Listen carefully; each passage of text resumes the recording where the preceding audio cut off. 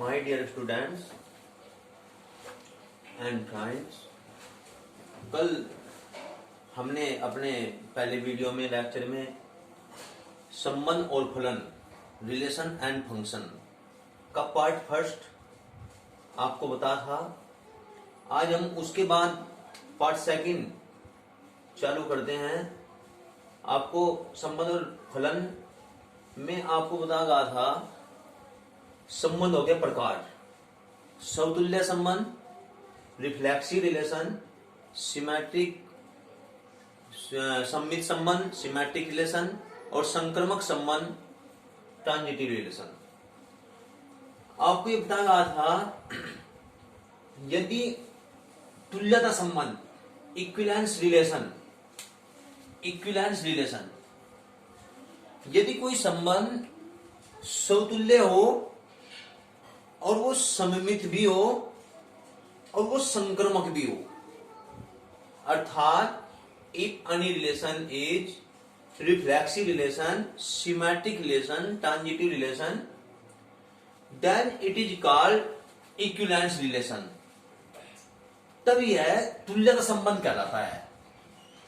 अर्थात तुल्यता संबंध होने के लिए वह समतुल्य भी होना चाहिए, वह सममित भी होना चाहिए, वह संक्रमक भी होना चाहिए, तो वह तुल्यता संबंध होगा। यदि हमें कोई संबंध तुल्यता संबंध या इक्विवेलेंस रिलेशन प्रूव करना होता है तो उसके लिए हमें उसकी समतुल्यता चेक करनी होगी, सममितता चेक करनी होगी, संक्रमकता चेक करनी होगी। अर्थात समतुल्यता चेक करने के लिए x रिलेटिव टू x ही प्रूव करना होगा। सममितता प्रूव करने के लिए यदि x रिलेटिव टू y है तो y relative to x prove करना होगा। और संक्रमकता प्रूव करने के लिए यदि x रिलेटिव टू y है और y रिलेटिव टू z है तो x relative to z prove करना होगा। यदि ये तीनों होंगे तो वह तुल्यता संबंध होगा। अब हम इसकी कुछ एग्जांपल लेते हैं ताकि आपका और क्लियर हो जाए। फर्स्ट एग्जांपल लेते हैं हम, सिद्ध करो कि समुच्चय A में कथन बराबर के द्वारा परिभाषित संबंध तुल्यता संबंध है। यानी एक समुच्चय A है और उस A में संबंध बराबर, यानी R जो है, R संबंध किसे प्रदर्शित कर रहा है? बराबर होने को। यानी वे एलिमेंट आपस में रिलेटिव है जो आपस में बराबर है। जैसे 3 से क्वेश्चन का मतलब है, पहले आपकी क्वेश्चन समझाना चाहिए। संबंध किसे प्रदर्शित कर रहा है? कथन बराबर संबंध को प्रदर्शित कर रहा है। अर्थात वे एलिमेंट रिलेटिव हैं जो आपस में बराबर है। जैसे 3 रिलेटिव 3 से हो सकता है, 5 रिलेटिव 5 से हो सकता है, 4 रिलेटिव 4 से हो सकता है। ये आपका क्वेश्चन है। तो इसमें आपको कहा है कि दिखाइए तुल्यता संबंध है। अर्थात यदि हमें तुल्यता संबंध दिखाना है तो हमें इसकी समतुल्यता, सममितता और संक्रमकता चेक करनी होगी। समतुल्यता चेक करने के लिए हम देखते हैं, क्योंकि देखिए यदि हम कोई भी वास्तविक संख्या लें, A एलिमेंट ऑफ A, अर्थात समुच्चय A का यदि कोई भी एलिमेंट A हो, यदि कोई भी एलिमेंट A हो तो प्रत्येक वास्तविक संख्या अपने बराबर होती है। क्योंकि 3 के बराबर होता है, 4 के बराबर होता है, 5 के बराबर होता है। सब संख्या अपने बराबर तो होती हैं। जब अपने बराबर होती है तो इसका अर्थ है कि A बराबर A होता है, अर्थात A रिलेटिव A से अवश्य होगा। जब A रिलेटिव A से अवश्य होगा तो अर्थ है R क्या है? समतुल्य संबंध होगा, रिफ्लेक्सिव रिलेशन होगा। क्योंकि प्रत्येक संख्या अपने बराबर तो होती है। जब प्रत्येक संख्या अपने बराबर होती है तो A बराबर A होगा। जब A बराबर A होगा तो A रिलेटिव A होगा। इसे हम ऐसे लिख सकते हैं कि A एलिमेंट ऑफ R होगा। और जब A रिलेटिव A होना या A एलिमेंट ऑफ R होना बात एक ही है, तो इसका अर्थ है कि R क्या है? समतुल्य संबंध है। उसके बाद हम इसकी चेक करते हैं सिमेट्रिक, इसे चेक करते हैं सिमेट्रिक या सममितता। सममितता के लिए हमने लिया A और B, कोई 2 एलिमेंट हैं समुच्चय A से। यदि A और B समुच्चय A से 2 एलिमेंट हैं और A रिलेटिव B से है, तो क्वेश्चन में क्या दिया है? संबंध किसका कार्य कर रहा है? बराबर होने का। अर्थात A रिलेटिव B से कब होगा? जब A बराबर B हो। जब A बराबर बी हो, जब ए बराबर बी हो तब ए रिलेटिव बी से होगा। हमें प्रूव करना है यदि ए रिलेटिव बी है तो बी रिलेटिव ए भी होना चाहिए, तब सम्मित होगा ये। तो हमें देखना है कि अगर ए रिलेटिव बी है, यदि ए बी से संबंध है तो बी ए से भी संबंध है क्या? क्योंकि क्वेश्चन के अनुसार कौन से दो एलिमेंट संबंधित हैं? जो बराबर हैं। ए रिलेटिव बी है अर्थात ए बराबर बी है। हमें प्रूव करना है बी रिलेटिव ए है। यदि ए बराबर बी है तो बी बराबर ए भी होगा। यदि 3 बराबर 3 है तो 3 बराबर 3 होगा। बात एक ही है इधर। तो यदि a और b दोनों संख्या बराबर है तो b संख्या a संख्या के बराबर भी तो होगी ना। तो यदि a बराबर b है तो b बराबर a भी होगा, और जब b बराबर a होगा तो b रिलेटिव टू a होगा। क्योंकि a रिलेटिव टू b कब था? जब a बराबर b था। तो जब b बराबर a है तो b रिलेटिव टू a होगा। जब b रिलेटिव टू a है अतः r सम्मित होगा। r क्या होगा? सम्मित होगा। तो r समतुल्य भी है, r सम्मित भी है। अब हम बात करते हैं संक्रमक होने की। संक्रमक होने में हम लेकर चलेंगे a रिलेटिव b और b रिलेटिव c। जहां a b c क्या है? कोई 3 एलिमेंट है समुच्चय a के। 3 संख्याएं हैं a b c जो समुच्चय a में से के एलिमेंट हैं। a रिलेटिव b है अर्थात a बराबर b है। b रिलेटिव c है अर्थात b बराबर c है। क्योंकि a क्वेश्चन के अनुसार कौन से एलिमेंट रिलेटिव हैं? जो बराबर हैं। तो a रिलेटिव b कब होगा? जब a बराबर b है। b रिलेटिव c कब होगा? जब b बराबर c है। हमें प्रूफ क्या करना है? संक्रमक प्रूफ करने के लिए a relative to b, b relative to c। हमें प्रूफ करना है कि a रिलेटिव टू c। तो a relative to c proof करने के लिए हमें a बराबर c दिखाना चाहिए। जब a बराबर b है, b बराबर c है, तो अगर हम b के दोनों मानों की तुलना कर दें, a बराबर b, b बराबर c, तो a बराबर c हुआ। अतः b के मानों की तुलना करने पर a बराबर क्या हुआ? c। अब a बराबर c हुआ, इसका अर्थ है कि a रिलेटिव टू c होगा। क्योंकि a रिलेटिव टू b कब था? जब a बराबर b था। तो जब a रिलेटिव टू c, जब a बराबर c है तो a रिलेटिव टू c होगा। अतः r क्या हुआ? r संक्रमक हुआ। अतः r आपका समतुल्य भी हुआ, रिफ्लेक्सिव हुआ, सम्मित भी हुआ, सिमेट्रिक हुआ, संक्रमक भी हुआ, ट्रांजिटिव भी हुआ। अतः r क्या हुआ? अतः r तुल्यता संबंध है। यही हमें प्रूव करना था, तुल्यता संबंध है। उसके बाद नेक्स्ट एग्जांपल आपको और क्लियर होगा। सिद्ध कीजिए एक समतल में स्थित सभी त्रिभुजों के संबंध में एक कथन सर्वागसम के द्वारा परिभाषित संबंध तुल्यता संबंध है। पहले मेन काम है आपका क्वेश्चन समझना, क्वेश्चन का भाव समझे। इसमें क्या कहा कि सिद्ध कीजिए एक समतल में स्थित सभी त्रिभुजों के, यानी एक समतल में स्थित, मान लिया एक समतल वो a है, तो a समुच्चय में जितने भी त्रिभुज होंगे उन त्रिभुजों के बीच में संबंध है। और त्रिभुजों के बीच में संबंध क्या है? सर्वागसम। ये है संबंध सर्वागसम। अर्थात दोनों त्रिभुज तब संबंधित हो सकते हैं आपस में जब एक दूसरे के सर्वागसम हो। जैसे यदि ए त्रिभुज बी त्रिभुज के सर्वागसम हो, या एक्स त्रिभुज वाई त्रिभुज के सर्वागसम हो, तो एक्स वाई से रिलेटिव होगा। यानी दोनों त्रिभुज तब आपस में संबंधित हो सकते हैं जब वे सर्वागसम हो। के द्वारा परिभाषित संबंध तुल्यता संबंध है। हमें दिखाना है कि तुल्यता संबंध है। तो बच्चों हमने क्या किया? R के द्वारा समुच्चय A का प्रत्येक अवयव, देखो हम पहले नंबर पे देखते हैं। अगर तुल्यता प्रूफ करना हमें तो हम समतुल्यता, सम्मितता, संक्रमकता तीनों चेक करेंगे। पहले हम समतुल्यता चेक करते हैं। समतुल्यता के लिए R के द्वारा, यानी संबंध R के द्वारा समुच्चय A, चूंकि समुच्चय A हमने त्रिभुजों का समुच्चय मान लिया, उस त्रिभुजों के समुच्चय के जो एलिमेंट हैं वे क्या हैं? त्रिभुजों के समुच्चय के एलिमेंट आपके, तो आपका जो त्रिभुज के समुच्चय के जो एलिमेंट हैं, मान लिया एक्स वाई जेड है कुछ भी, तो हमने चूंकि R के द्वारा समुच्चय A का प्रत्येक अवयव x सोम से संबंध होगा। क्योंकि प्रत्येक त्रिभुज, मान लिया x कोई त्रिभुज है, तो प्रत्येक त्रिभुज सोम के सर्वागसम तो होता ही है। यदि ये त्रिभुज लें हम, तो ये त्रिभुज अपने आप के सर्वागसम तो होगा। प्रत्येक त्रिभुज सम के सर्वांग सम होता है। जब प्रत्येक त्रिभुज सम के सर्वांग सम होता है तो इसलिए अगर कोई त्रिभुज x है तो वो त्रिभुज x रिलेटिव x से होगा, क्योंकि प्रत्येक त्रिभुज सम के सर्वांग सम होता है। अतः x त्रिभुज x के सर्वांग सम होगा, अतः x रिलेटिव x के होगा। जब x रिलेटिव x के होगा क्योंकि प्रत्येक त्रिभुज सम के सर्वांग सम होता है, अतः r क्या हुआ, समतुल्य हुआ। यदि प्रत्येक त्रिभुज अपने सर्वांग सम ना होता हो फिर तो x रिलेटिव x से ना होता, क्योंकि प्रत्येक त्रिभुज सम के सर्वांग सम होता है ना, तो इसलिए x प्रत्येक त्रिभुज सम से संबंधित होगा, क्योंकि संबंधित कौन से त्रिभुज हो सकते हैं, जो उनसे सर्वांग सम है क्वेश्चन के अनुसार। तो इसका मतलब है x रिलेटिव टू x हुआ, अतः r क्या हुआ, समतुल्य हुआ।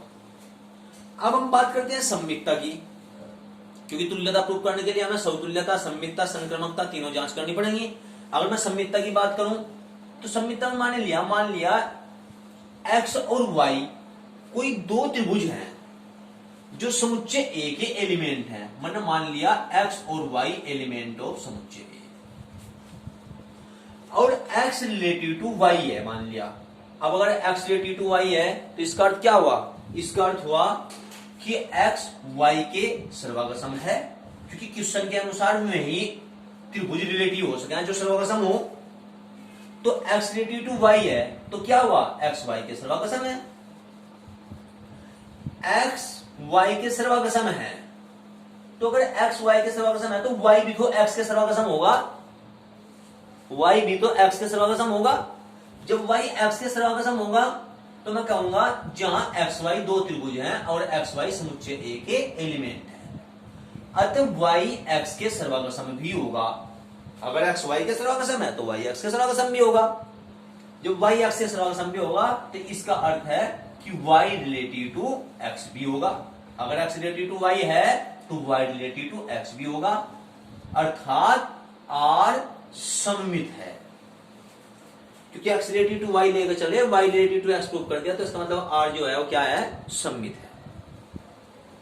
सममित प्रूव करने के लिए x रिलेटिव टू y लेकर चलकर y relative to x prove करना होता है। संक्रमक, अब हम चेक करेंगे संक्रमकता। संक्रमकता के लिए हम दो चीज लेकर चलेंगे, x रिलेटिव टू y और y रिलेटिव टू z।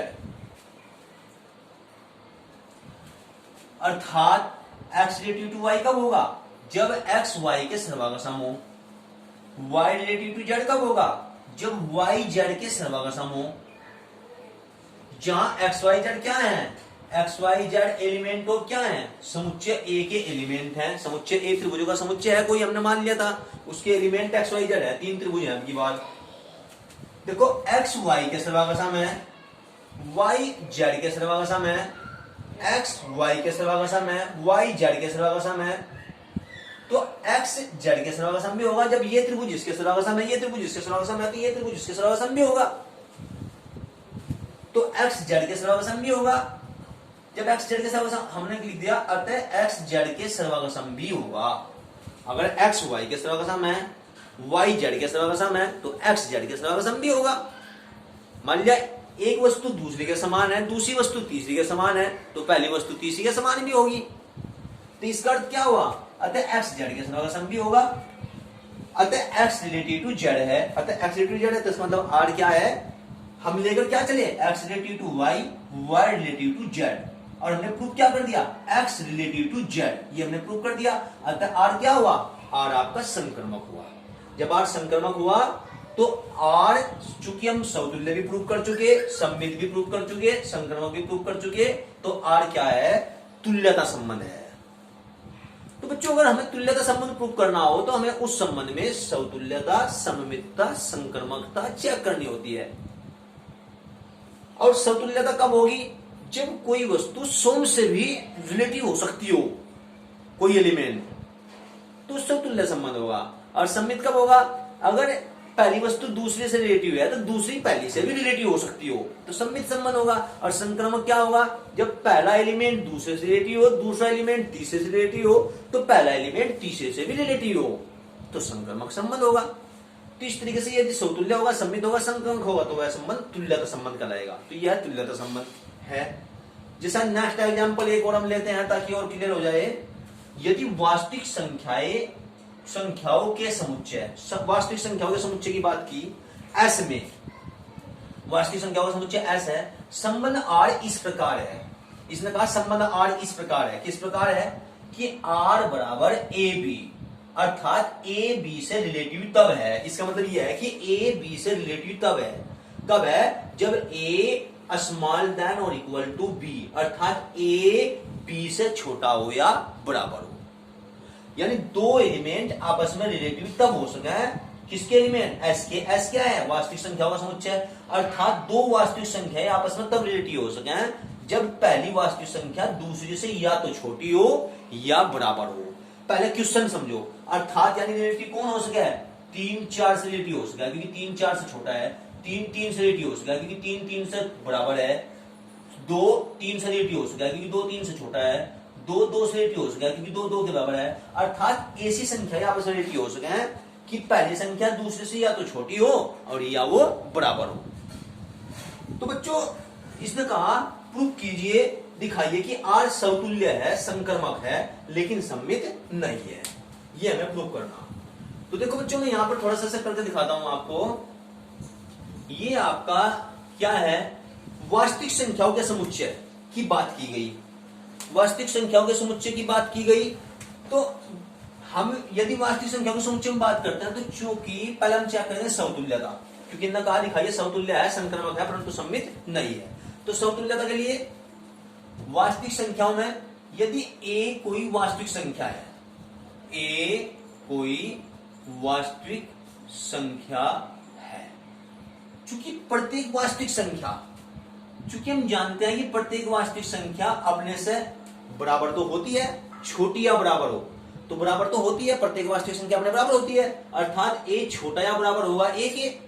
इसका मतलब है छोटा हो या बराबर हो, दोनों चीज एक साथ नहीं हो सकती कि छोटा भी हो जाए बराबर भी हो जाए, या तो a से छोटा हो या a के बराबर हो, तो दोनों में एक चीज हो। तो a के छोटा या बराबर तो होता है, क्योंकि बराबर तो होता है। जब a के बराबर होता है तो इसका मतलब क्या है, अर्थात a रिलेटिव टू a, या मैं ऐसे भी कह सकता हूं a एलिमेंट टू r। इसका मतलब r क्या है, अतः r समतुल्य है, r समतुल्य है। समतुल्यता चेक होगी, हमें फिर दिखाना है संक्रमक है। अगर मैं संक्रमकता के लिए बात करूं सेकंड, तो संक्रमकता के लिए हमें 3 वास्तविक संख्या लेनी पड़ेगी, a b c। मान लिया मैंने अब की बार कि मान लिया a और b और c 3 वास्तविक संख्याएं वे एलिमेंट ऑफ s हैं, यानी वास्तविक संख्याओं का जो समुच्चय दिया है उसके एलिमेंट a b c हैं। उस समुच्चय में से हमने 3 वास्तविक संख्या ले ली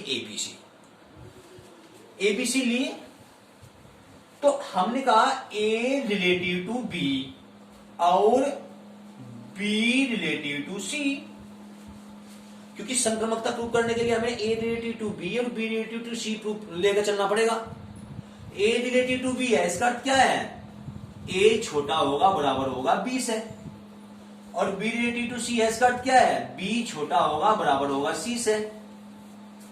a b से छोटा या बराबर हो गया, b c से छोटा या बराबर हो गया। एक बात सुनो, जैसे 2 छोटा बराबर 3 से हो गया और 3 छोटा बराबर 5 से हो गया, तो 2 छोटा बराबर 5 से नहीं हुआ। अगर a b से छोटा है, b c से छोटा है, तो इस कंडीशन में a c से भी छोटा होगा। अगर मैं बराबर की बात करूं, a b के बराबर है, b c के बराबर है, तो इस कंडीशन में a c के भी बराबर होगा। तो इससे मैं निष्कर्ष निकाल सकता हूं कि a छोटा होगा, अतः a छोटा होगा बराबर होगा c से। जब a b से छोटा है, जब b c से छोटा है, तो a c से भी छोटा बराबर होगा। भाई 2 छोटा 3 से है, छोटे की अगर बात करें 3 छोटा 5 से है, तो 2 5 से भी तो छोटा होगा ना।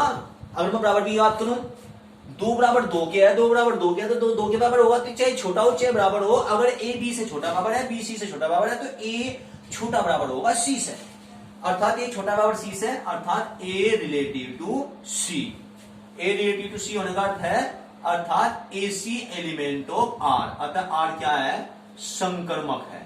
यही बात हमें प्रूव करनी थी कि r समतुल्य है, r संक्रमक है, परंतु r सममित नहीं है। हमें दिखाना है कि r सममित नहीं है। अब सममितता की बात करें हम, सममितता के लिए हमें क्या लेकर चलना पड़ेगा, a रिलेटिव टू b, और प्रूफ क्या करना पड़ेगा, यदि सम्मित होता तो A रिलेटिव टू B लेकर चलते, B relative to A prove करते, लेकिन सम्मित नहीं है प्रूव करना, तो A रिलेटिव टू B लेकर चलना पड़ेगा, प्रूव करना पड़ेगा कि B रिलेटिव टू A नहीं है, यानी A B से रिलेटिव तो है लेकिन B A से रिलेटिव नहीं है। तो उसके लिए हमने लिया, मान लिया A B element of S, अर्थात उस समुच्चय S के दो एलिमेंट A B हैं। तो A B क्या है? वास्तविक संख्याएं हैं, समुच्चय S के एलिमेंट हैं। तो हमने लिया A रिलेटिव टू B, हमने A रिलेटिव टू B लिया, A रिलेटिव टू B लिया, तो क्या यदि A रिलेटिव टू B हो तो क्या होगा? तो तब आपका A छोटा होगा, बराबर होगा B से। A रिलेटिव टू B कब होगा? A B से रिलेटिव कब होगा? जब A B से छोटा हो, बराबर हो। एक बात सुनो, जैसे 3 रिलेटिव टू 5, तो 3 छोटा है, बराबर है 5 से, लेकिन यदि मैं बात करूं कि 5 छोटा है, बराबर है 3 से, यानी अगर 3 5 से छोटा है तो 5 3 से छोटा तो नहीं हो सकता। अगर A B से छोटा है तो B A से छोटा तो नहीं हो सकता। तो इसलिए मैं कहूंगा अतः B छोटा बराबर नहीं हो सकता A से। अगर A B से छोटा बराबर है तो B A से छोटा बराबर नहीं हो सकता। अर्थात अगर A रिलेटिव B है तो B रिलेटिव A नहीं हो सकता। अर्थात R सममित नहीं होगा, R सममित नहीं होगा। तो बच्चों इस तरीके से हम संबंधों को, तुल्यता संबंध प्रूव करना, यदि तुल्यता संबंध प्रूव करना है तो समतुल्यता, सम्मितता, संक्रमकता तीनों होनी चाहिए। और यदि हमें प्रूव करना है कि सिद्ध कीजिए समतुल्य है, संक्रमक है, सम्मित नहीं है, तो समतुल्य होगा, संक्रमक होगा, लेकिन सम्मित नहीं होगा। तो इस तरीके से हम इन क्वेश्चनों को प्रूव कर सकते हैं। धन्यवाद बच्चों। इससे आगे हम नेक्स्ट वीडियो में अपनी बताएंगे। ये थी आपकी संबंध और फलन की पार्ट 2। आप अपनी वीडियो को कंटिन्यू रखने के लिए निश्चित रूप से सब्सक्राइब और बेल आइकॉन, जो सब्सक्राइब के बराबर में आपकी घंटी होती है, उसका बटन जरूर दबाएं और लाइक करें। धन्यवाद।